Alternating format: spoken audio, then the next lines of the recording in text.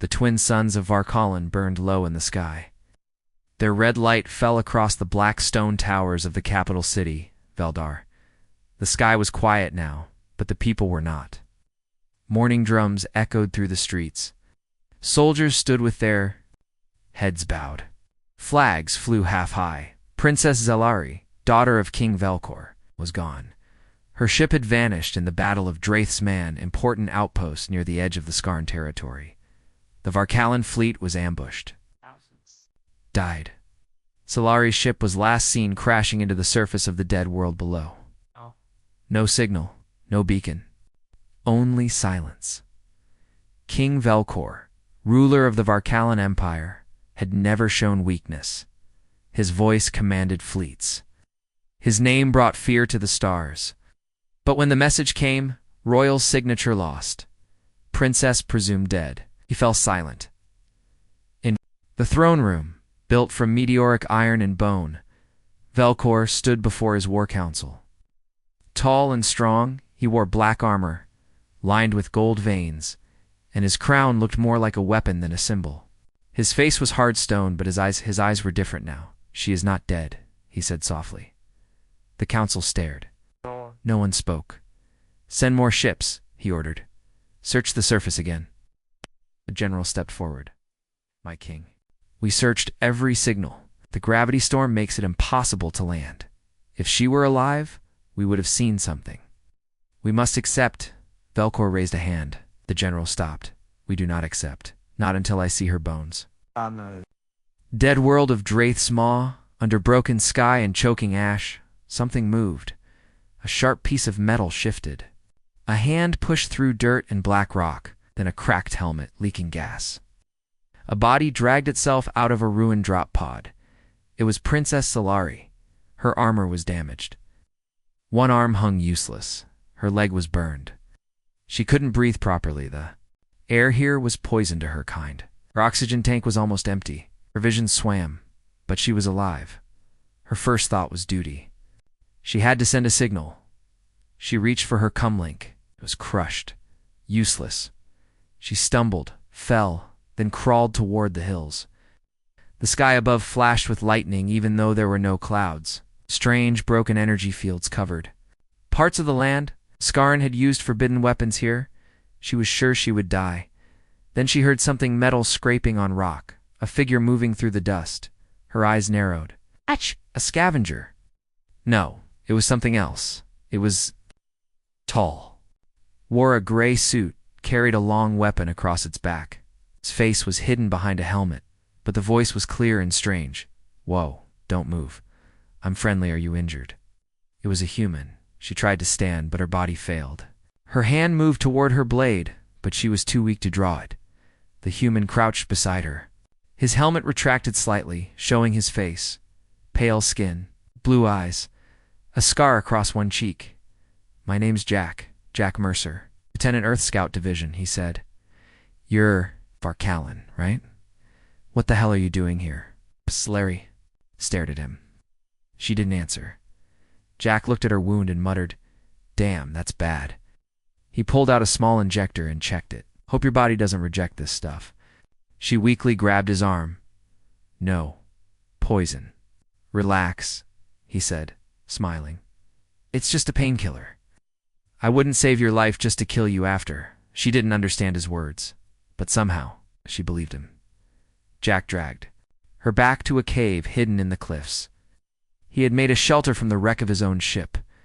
Inside were scraps of tech, heat lamps, and boxes of supplies.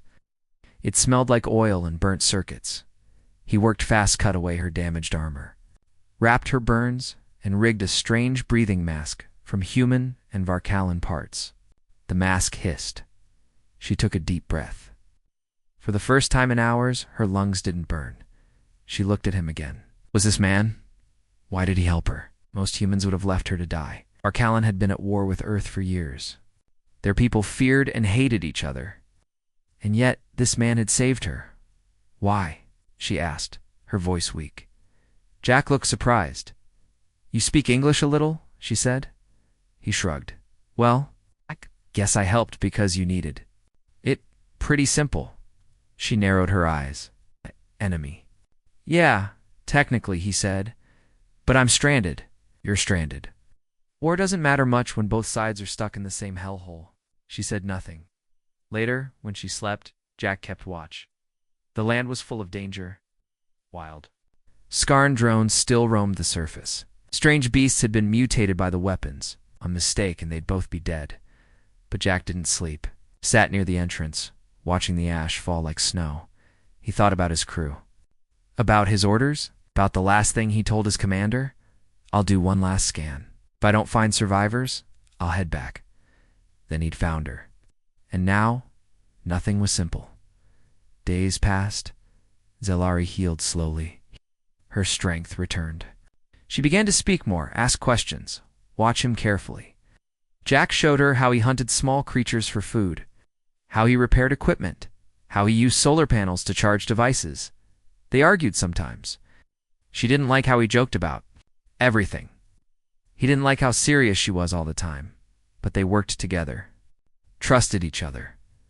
One night, sitting beside a small heater, Zelari asked, "Do you fear me?" Jack laughed. "Should I?" "I am warrior-born," she said, "trained to kill humans. My name means Fireblade in Old Tongue." "Well," Jack said, leaning back, "I'm just a guy from a farming colony on Europa. My name means ... nothing." She tilted her head. "Why do you not fear?" "Because I don't see a princess or a warrior," he said. "I see someone who survived, just like me." Zelari was silent for a long time. Then she said, "Thank you." One morning, while checking equipment, Jack shouted, "Hey, come look at this!" Zelari limped over. On a small screen, a blinking light flashed. A signal, faint far. "A ship," she asked. "Could be or maybe Skarn." He turned the dial. "We don't have long. My beacon's battery is almost dead. If we want to escape, now's the time." Zelari looked at the mountains. She remembered her people, her father, her duty. "I must return," she said. "They think I'm dead." Jack nodded. "Let's prove them wrong." Together, they packed everything they could carry. Weapons, tools, the beacon. And then they stepped out into the wasteland. Two survivors, once enemies, now walking side by side above them. The sky cracked with lightning. But neither of them looked back. They were going home. The red wasteland stretched in all directions. Zelari walked slowly, leaning on a metal staff. Her burns were healing, but her muscles still ached.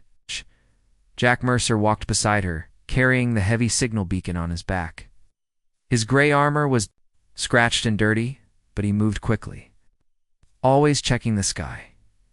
It had been 3 days since they left the cave. Every hour they stopped to rest. The gravity was uneven here. Sometimes it pulled hard. Other times it felt like walking on clouds. Strange magnetic fields caused their compass to spin uselessly. The planet was broken, just like the ships that had crashed on it. "What are we looking for again?" Zelari asked. Jack tapped the small scanner in his hand. "I picked up fragments of a Skarn warbeast ship, a big one. Ancient, maybe even from the First War. If it still has a power core, I can boost our signal." She frowned. "Skarn ships are dangerous. Even old ones. Everything on this rock is dangerous," Jack said. "But if we want to live, we take the risk." Climbed a ridge and looked down into a wide valley. In the center was a massive, shape-twisted metal and bone-like armor, half buried in the dirt. It looked like a sleeping monster. "There," he said, "the bone ship." They reached the wreck before nightfall. The ship was huge. Its hull was dark green and covered in sharp edges like thorns. Pieces of it were broken off, scattered across the valley. Jack found a hole in the side big enough for them to crawl through. Inside, the air was thick and cold. The walls were made of living metal and strange organic tubes. The ship groaned as if it were still alive. Jack turned on a small light. "Stay close. Some of these old Skarn ships have defense systems." Zelari placed her hand on the wall. "I can feel something, still active." They moved carefully, stepping over broken panels and dead Skarn drones. They passed rooms full of dried slime and shattered glass tanks. In one chamber, strange black eggs lay in a circle cracked open long ago. "I don't like this place," Zalari said. "Me neither," Jack replied. "But we're almost there." Finally, they found what Jack was looking for, a central control core. It pulsed faintly, like a slow heartbeat. Thick cables ran into the floor. Few still sparked with weak energy. Jack opened his pack and pulled out the beacon. He connected wires, attached clamps, and turned on a small interface screen. "This should work," he said. "The ship's power can boost the signal. Will be heard on both sides of the border." Zalari looked around. "We must leave quickly after sending it. This ship, it remembers pain." Jack nodded. Just a short pulse, long enough to get noticed. He pressed the button. The beacon lit up. A loud hum filled the air. The walls shook slightly. "Signal is up," Jack said. "Now we wait." Zalari turned sharply. "What is it?" "Movement," Jack said. He pointed at a blinking screen. "We're not alone." From deeper in the ship, something crawled. It moved like a spider, but bigger, its legs made of metal and bone. It had no face, only a single glowing red eye. One of the ship's old defense drones had activated. "Run," Jack shouted. They turned and ran through the dark hallway. The drone followed fast, crawling on walls and ceilings. It shot a blast of green fire, barely missing them. The walls exploded in sparks. Zalari jumped over a fallen pipe and drew her. "Short blade," Jack pulled out his railgun. They reached an open chamber. The drone dropped from above, landing in front of them. It hissed, then charged. Jack fired. The shot hit the drone's side, but didn't stop it. Zalari rolled to the left and slashed at its legs. Sparks flew. The drone stumbled, then turned toward her. Jack reloaded fast.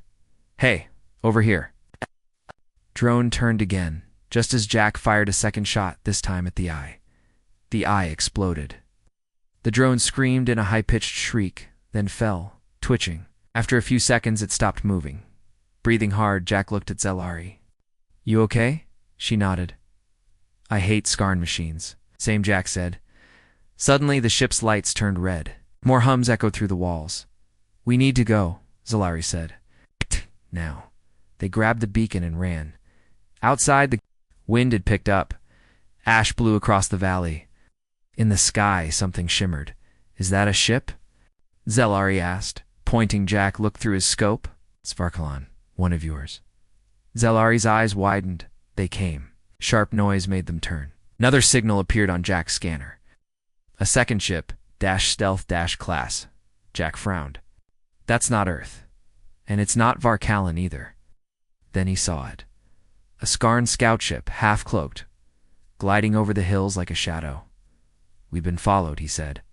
"The beacon woke up more than just your people." Varkalan ship landed nearby.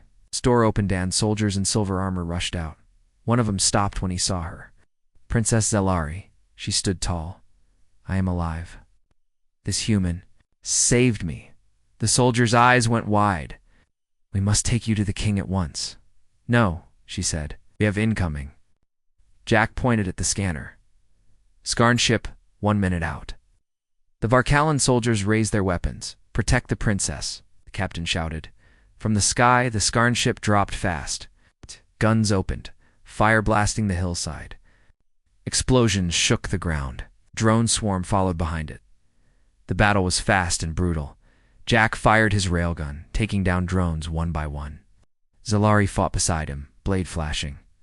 The Varkalan troops pushed forward, forming a shield wall. The Skarn ship tried to land. But a missile from the Varkalan side struck it mid-air. It crashed into the valley floor, burning. Silence returned. The sky cleared. Zalari stood, panting. Jack's arm was bleeding. She tore a piece of cloth and tied it around the wound. "You okay?" she asked. He smiled. "Not bad for a farmer from Europa." She shook her head. "You are more than that." The Varkalan captain approached. "We have to go. The king waits." Zalari looked at Jack. "He comes with me." The captain looked unsure. "He is human. He is my shield and my proof." Without him, I would be dead. Tell my father. I return not as a daughter only, but as a witness. Jack raised an eyebrow. That's going to be a fun meeting, she smiled for the first time. Yes. For us both. As the shuttle rose into the sky, the red wasteland grew smaller beneath them.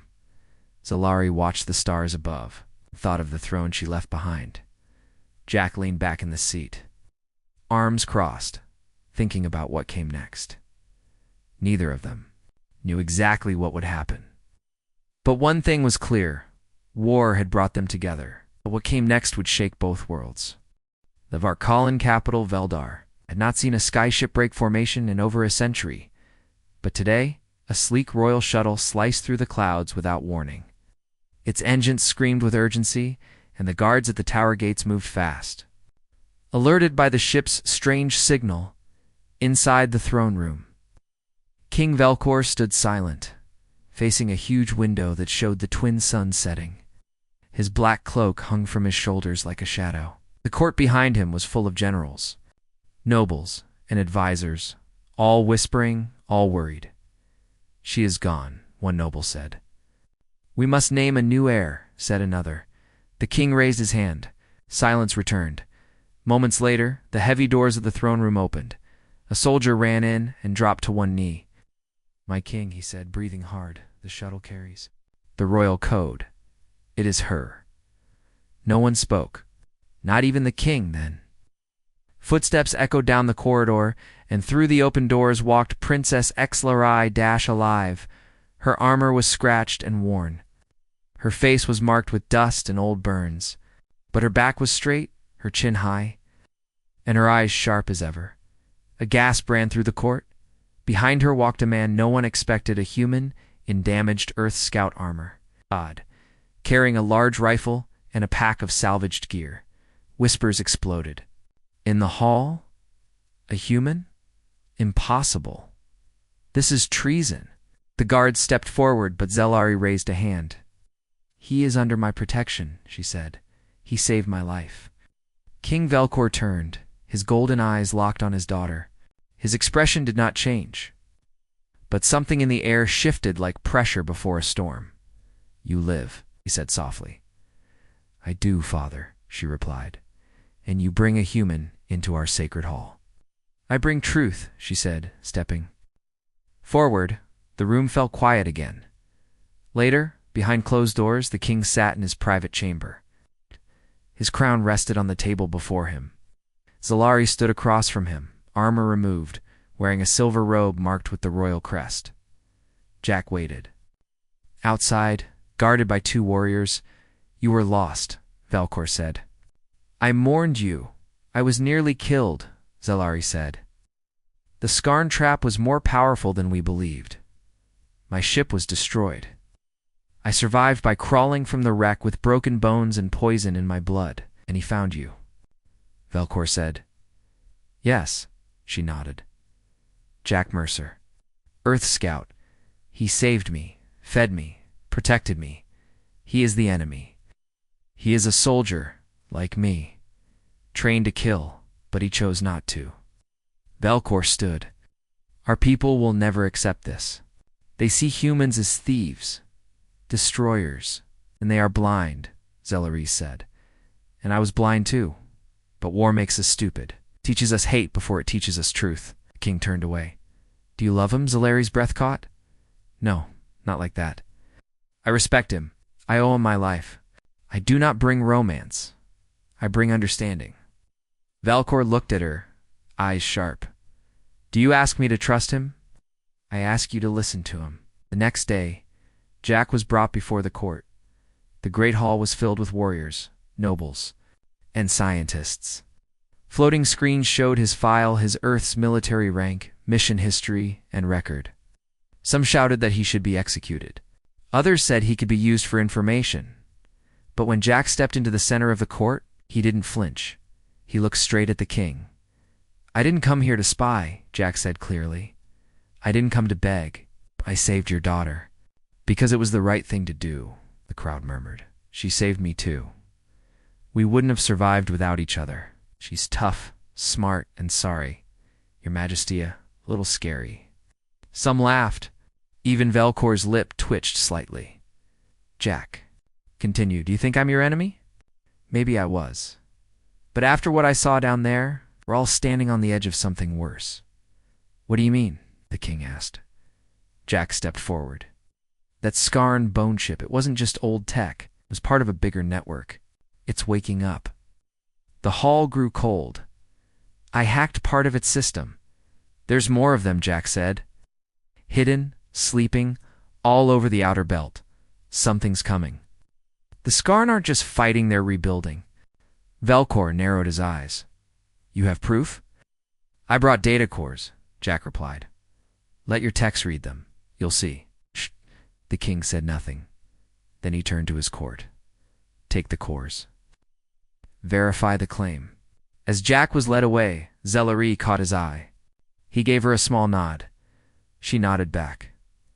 Over the next 3 days, Varkalan scientists worked night and day. What they found shocked even the most stubborn generals. The Skarn were not just raiders. They had begun building something new, something massive. Artificial moons, hidden factories, and a growing fleet deep in the unexplored zones. Worse, the signal from the old bone ship had activated a beacon. The Skarn now knew someone had been there. War was coming again, only this time the old enemies might not be enough to stop it alone. King Velkor stood again in the high chamber, watching the skies. Zellery stood beside him. "You were right," he said. "We've been too focused on old wounds." She said nothing. He turned to her. "And the human. He is a soldier. But more than that, he is a mirror. He shows us what we've become." The king sighed. "The council will resist. An alliance. The people hate Earth. Then show them something better," she said. "They trust you." Velkor was silent for a long time, and he said, "We will send a message. Invite Earth to talk." Zellery smiled. "And Jack, I have a task for him," the king said. That night, Jack stood on a balcony, looking at the stars. Zellery joined him, holding 2 cups. "I don't drink alien tea," he joked. "You'll like this one," she said. "It burns a little." They sat quietly, sipping the hot drink. "Your people will still hate me," he said. "They will take time," she said. "They will learn. And Earth, they won't believe this story. Can we make them see the truth? Together." Looked at her. "Are we really doing this? Humans and Varkalan, together?" She smiled. "It starts with 2. In a chamber of shadows, deep below the Skarn homeworld, a great eye opened. A voice echoed in a language not heard in ages. The ghost has returned. The Firechild walks with prey. The alliance must not happen. From the dark, 1,000 ships began to wake. War was coming. But this time, humanity would not be prey, and the daughter of the alien king would not face it alone. For the first time in history, a human ship entered Varkalan space-and it didn't come for war. The Silver Earth Ambassador ship. Starling flew slowly between Varkalan defense towers. Its sides shimmered with peace lights. No weapons were charged. No fighter escorts followed. Inside the ship, Earth Ambassador Tessa Ray stood stiff, surrounded by guards and officers. She watched the alien towers through the window, nervous. Next to her sat the reason she had agreed to come here. "At all, Jack Mercer?" "You sure about this, Jack?" She whispered. "I'm walking into the lion's mouth because of you." Jack smiled, adjusting his collar. "Relax. Their king is strict, but he's fair, and their princess has your back." "You mean your alien princess?" she asked, raising an eyebrow. "She's not mine," he replied. "She's my friend." Tessa shook her head and laughed.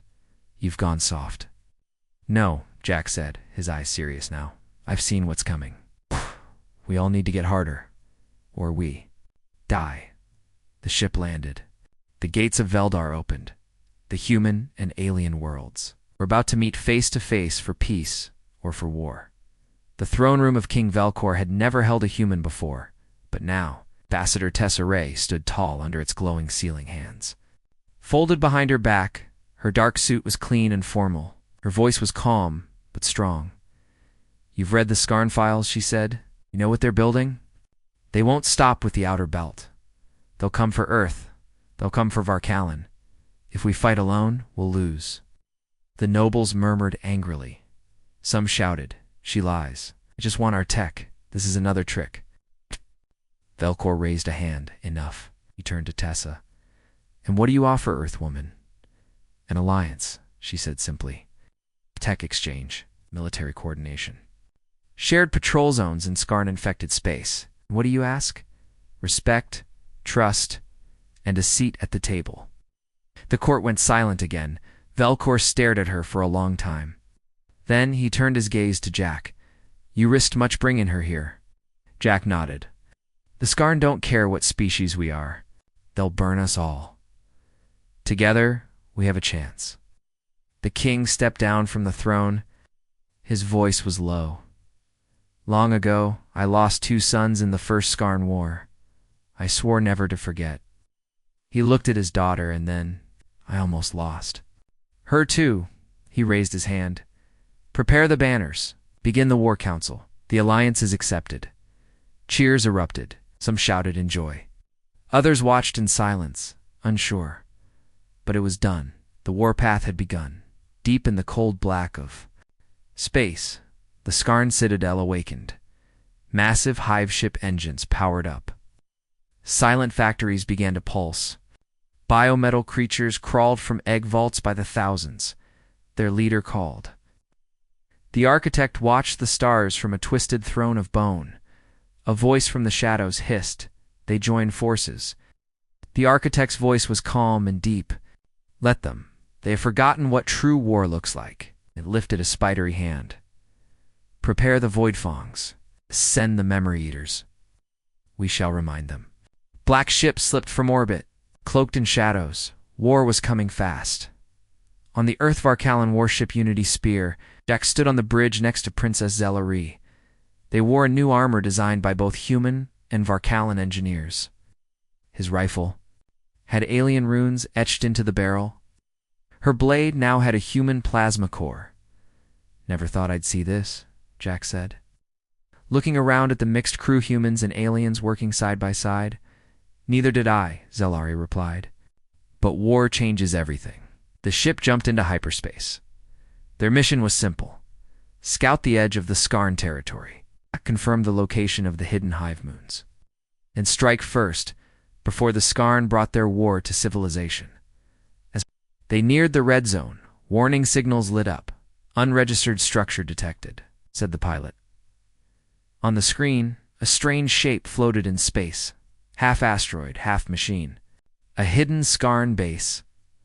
Looks empty," said a human tech. Zelari narrowed her eyes. "Nothing Scarn is ever truly empty." Gripped his rifle.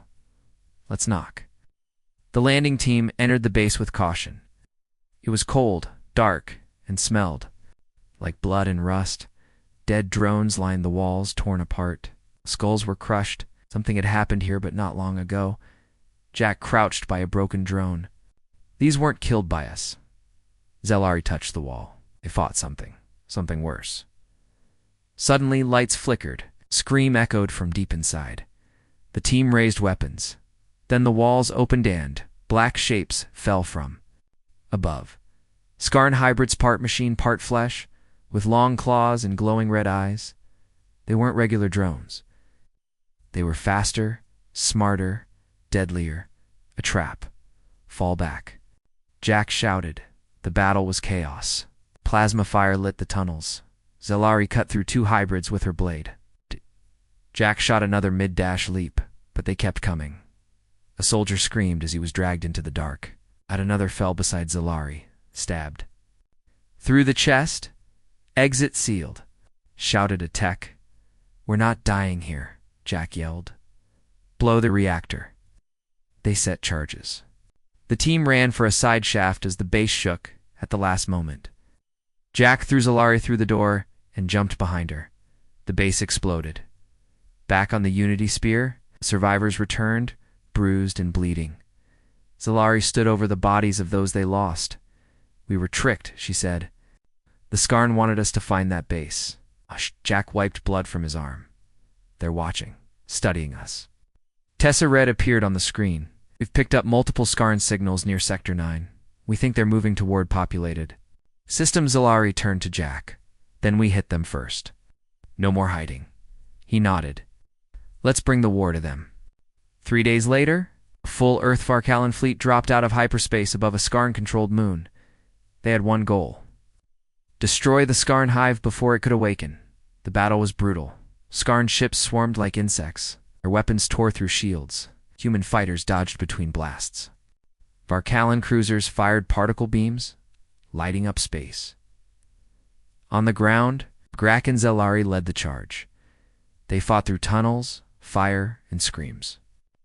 Jack shot down drones while dragging a wounded soldier. Zalari defended his back with lightning fast. Strikes they reached the hive Korra, glowing orb guarded.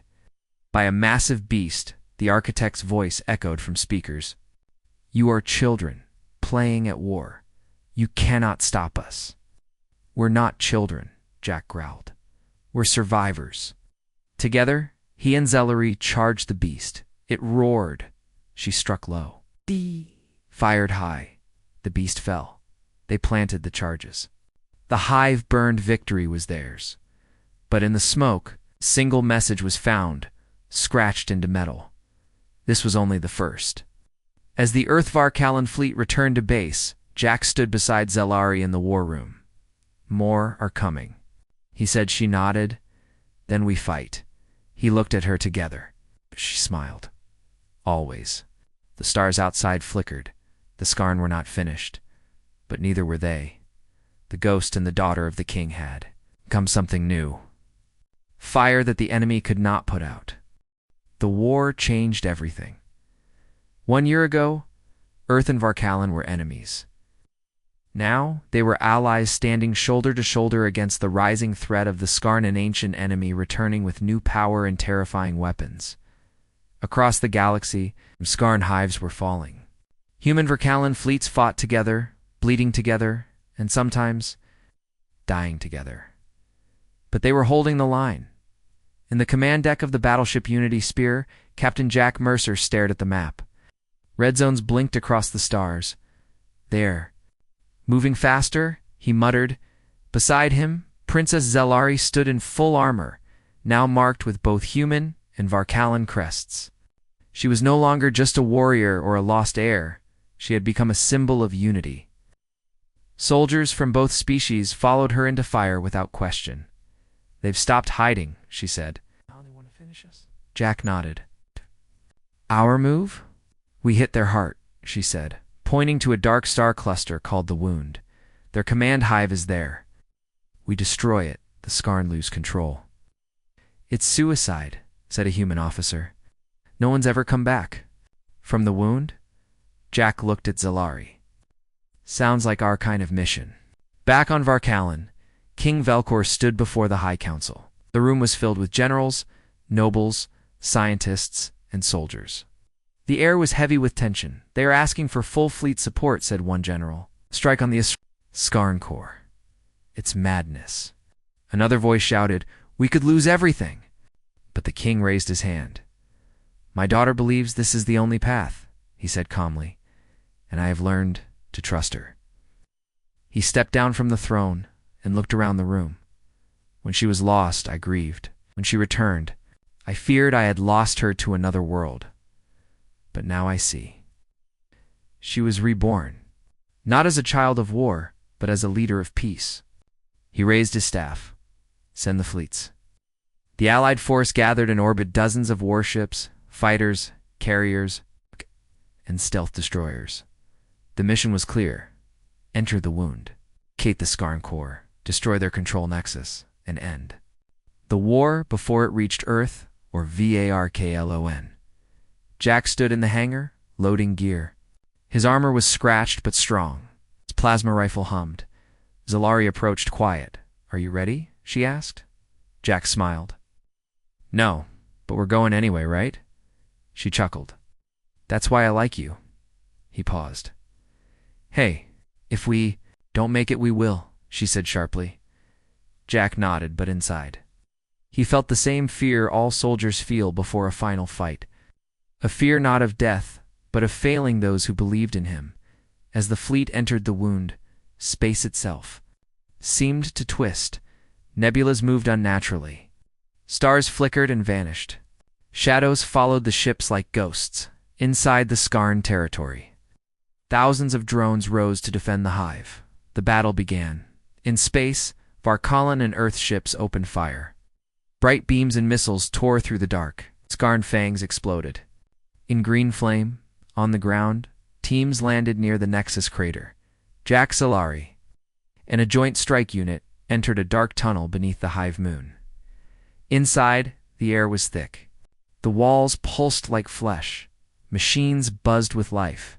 Skarn creatures crawled along the ceilings, waiting. "It smells like a dead world," one soldier muttered. "No," Zalari said. "It's a womb. They're birthing something." Suddenly, alarms blared. The hive shook. The architect had awakened. Its voice echoed through the halls. "So you return, Firechild. And the human, the thief of fate. Together you burn, but you will not escape." Hundreds of Skarn hybrids rushed from the walls. The battle was chaos. Jack fired round after round. Zalari slashed with her glowing blade. Soldiers screamed and fought bravely. One by one they pushed forward toward the core.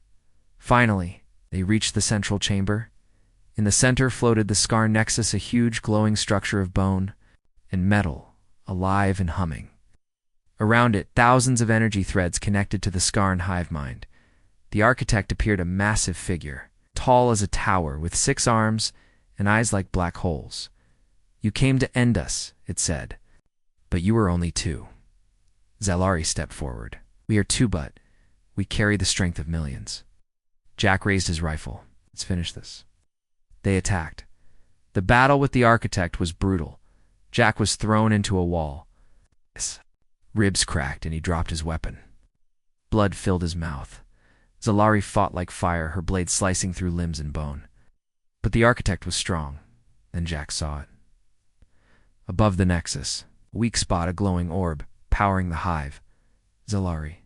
He shouted, "The core! Hit it now!" She turned, leaped, and threw her blade with all her strength. It pierced the core. The Nexus screamed.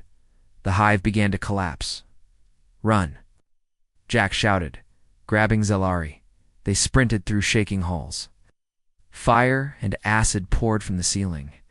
Drones screamed as the hive fell. A shuttle picked them up just in time. Behind them, the hive moon exploded. 3 days later, back on Varkalan, the people gathered in silence. King Velkor stood on the high balcony. Jack and Zalari stood beside him, bruised, burned, but alive. "We went to the edge of death," the king said, and came back with victory. He raised his voice. "The Skarn are broken, their leader destroyed. And we owe that not only to our warriors, but to 2 brave souls who saw beyond race, beyond history, beyond hate." He looked at Jack. "Today you are no longer an outsider. You are brother of Varkalan." Cheers filled the skies. Jack stepped back, humbled. Then Zalari turned to him. "There is something I must say, too," she announced. The crowd fell silent. "I was born for war, raised to fight, taught to hate. But this human taught me something stronger: hope, unity, honor." She took Jack's hand. "I am heir to the throne of Varkalan, and I choose him to stand at my side not as a ruler, but as a partner, as a friend, as a protector of peace."